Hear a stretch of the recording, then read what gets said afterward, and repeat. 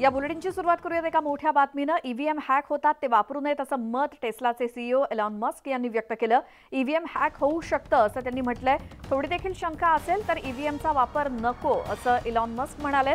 तर माजी केंद्रीय मंत्री राजीव चंद्रशेखरन यांनी मस्क यांच्या वक्तव्याशी असहमत असल्याचं म्हटलंय।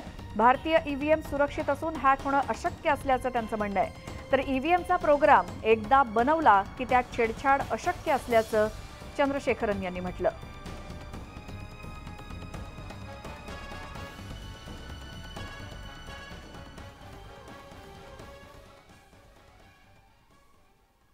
आणि आता पुढच्या बातमीकडे वळतोय। रवींद्र वायकर प्रकरणी सुरू असलेल्या ईव्हीएम घोटाळ्यावरती काँग्रेस नेते राहुल गांधींनी सुद्धा प्रतिक्रिया दिली आहे। भारतातील ईव्हीएम हा एक ब्लॅक बॉक्स आहे, त्याच्याशी छेडछाड करण्याची कुणालाच परवानगी नाही असं म्हणत राहुल गांधींनी टीकास्त्र डागलं। तर हे प्रकरण म्हणजे लोकशाहीला धोका निर्माण होण्याची चिन्ह आहेत असा देखील टोला राहुल गांधींनी लगावला। राहुल गांधी यांची सोशल मीडियावरची पोस्ट आपण बघूयात। त्यामध्ये ते म्हणतात, भारतातील ईव्हीएम हा एक ब्लॅक बॉक्स आहे, कुणालाही त्याच्याशी छेडछाड करण्याची परवानगी नाही। आपल्या निवडणूक प्रक्रियेतील पारदर्शकतेबाबत गंभीर चिंता व्यक्त केली जाते। जेव्हा एखाद्या संस्थेला जबाबदारी सांभाळता येत नाही तेव्हा लोकशाहीला धोका निर्माण होण्याची शक्यता असते, अशी पोस्ट एक्स वरून राहुल गांधी यांची ईव्हीएम वरून।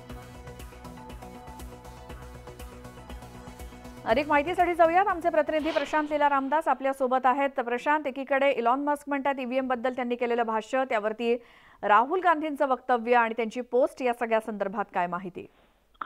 आपल्याला माहित असेल टेस्लाचे जे प्रमुख आहेत सीईओ एलॉन मस्क यांनी आज जे वक्तव्य केलं आहे की त्यांनी म्हटलंय ईव्हीएम जे आहे ते हॅक होऊ शकतं।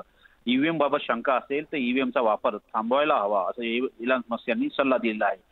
एलॉन मस्क हे तांत्रिक आणि तंत्रज्ञानाचे क्षेत्राचे बादशाह समजले जातात। अशा वेळी त्यांचा सल्ला अतिशय महत्त्वाचा मानला जातो। दरम्यानच्या काळात माजी दळणवळण मंत्री जे आहेत चंद्रशेखरन यांनी या संदर्भात म्हटलंय की भारतीय ईव्हीएम ह्या सुरक्षित आहे, त्या हॅक होणं अशक्य आहे असं केंद्र सरकारच्या वतीनं म्हणजे माजी दळणवळण मंत्री जे आहेत चंद्रशेखर यांनी स्पष्ट केलं आहे।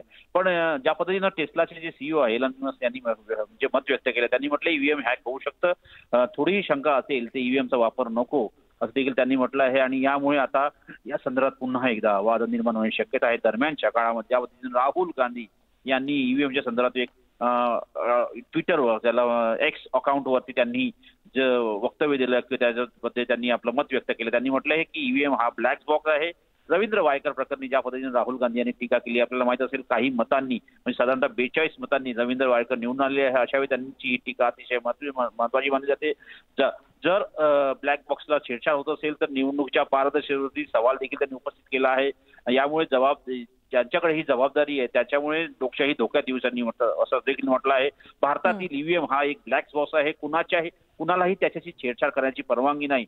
जर निवडणूक प्रक्रियेमध्ये पारदर्शकता नसेल तर त्याबद्दल त्यांनी गंभीर चिंता व्यक्त केली। त्यांनी म्हटलंय की ज्या एखाद्या संस्थेला जर जबाबदारी सांभाळता येत नाही तर त्यांच्यामुळे लोकशाहीला धोका निर्माण होण्याची शक्यता आहे असं देखील त्यांनी स्पष्ट केलं। याचा अर्थ असा होतो की थेट त्यांनी केंद्रीय निवडणूक आयोगाला टार्गेट केलेला आहे। आता केंद्रीय निवडणूक आयोग यावरती काय उत्तर देतं आणि दुसरीकडे केंद्र सरकारच्या वतीनं काय इलॉन मस्कच्या संदर्भात बाजू मांडली जाते हे देखील पाहणं अतिशय महत्त्वाचं असणार आहे। बिलकुल प्रशांत, धन्यवाद या सगळ्या माहितीसाठी।